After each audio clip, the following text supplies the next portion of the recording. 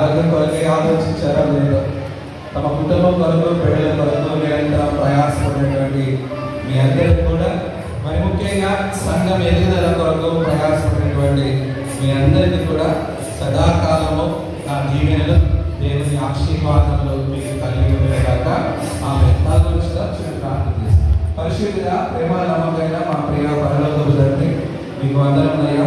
మరి శ్రమల తండ్రి, మా సంఘ పెద్దలను యవనస్తులను జ్ఞాపకం చేసుకొని తండ్రి స్థానంలో ఒక మంచి కుటుంబంలో వారిని నడిపించారు. ముందుగా కాలం తండ్రి అమూల్యమైనది, శ్రేష్టమైనది. బిడ్డలకి చేతులను అందించండి. మంచి బలము, ఆరోగ్యాన్ని నిర్ణయించుకుంటున్నాం.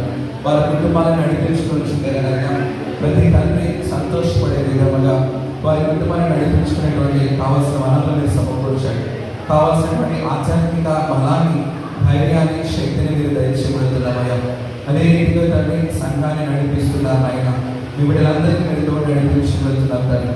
వారికి ఇచ్చినటువంటి తలాంతులతో బిడ్డలు ముందుకు కొనసాగుతున్నారు.